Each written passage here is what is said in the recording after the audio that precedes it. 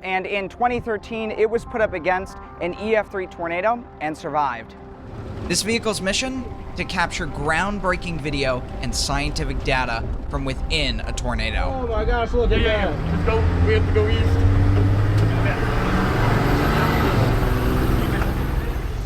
It was built in 2008 for an IMAX film directed by Sean Casey and heavily showcased in the TV docu-series Storm Chasers.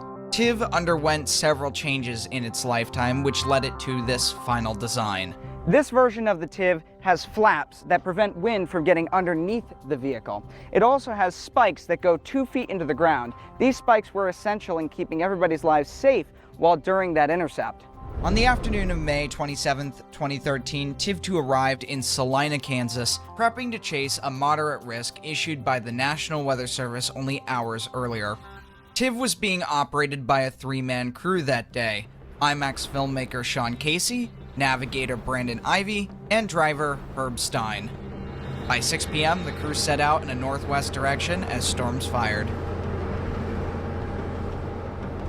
As the tornado cyclone began development, Brandon directed Herb east, then north towards a dirt road, which would put them in the direct path of the storm.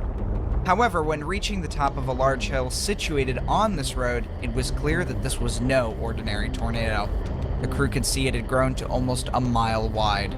An internal camera captured their conversations. Is it a large wedge? Yeah, actually, it's coming at us. I think we need to move south because I don't have a shot. It's important to recognize the reason why Sean was chasing this day and what his goals were. After his film Tornado Alley was completed in 2010, Sean partnered with National Geographic to produce a new film titled Extreme Weather, which focused on many natural disasters. For his segment on tornadoes, he continued to chase with the TIV-2, using his IMAX camera to capture everything as it unfolded. However, this day would prove to be more than what he bargained for. Unfortunately, the road they had taken was quickly deteriorating as rain fell around them. With the tornado closing in, Sean ordered the vehicle to be deployed.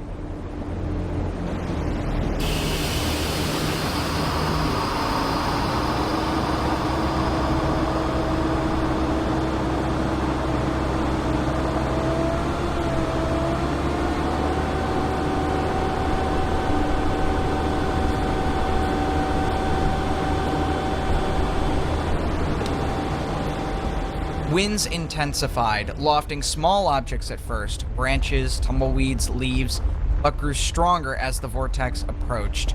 A small farmstead to the southwest of their position was obliterated by the outer winds, sending the pieces eastward towards the TIV. Inside the vehicle, the roar ramped up, and suddenly, a large bang was heard, and the turret swung wildly, launching the 90-pound IMAX camera out of its position, wedging it between the mount and the wall. At that exact moment, the anemometer was struck by a large sheet of aluminum, destroying it completely. With the wind reading cut off at between 150 and 175 miles an hour, it's unknown how high it truly got. The core of the violent twister was upon them. Large chunks of hay swirled around at incredible speeds, taking the exterior of the vehicle. Moments later, a spark shot across the front windshield. Another piece of metal, likely from that same farmstead, was moving so fast it ignited on the bullet-resistant polycarbonate. This was followed by several other loud impacts, with one blowing open the roof hatch.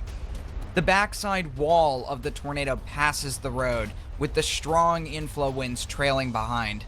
The monster tornado would continue on towards Esben and dissipate. The trio seemed both audibly amazed but also startled with their close encounter with a truly violent tornado. They had unknowingly made history by getting the highest measured wind speeds by a tornado interceptor up to that point. Herb exclaimed, "I wish we had the anemometer. Of course, the anemometer may be gone." In the immediate aftermath, Sean would make a post on social media. "TIV just hit by very strong tornado. We are okay," and filmed IMAX. Hit with lots of debris. Door open, piece of wood entered vehicle. In the following days, the tornado was surveyed by teams at the National Weather Service,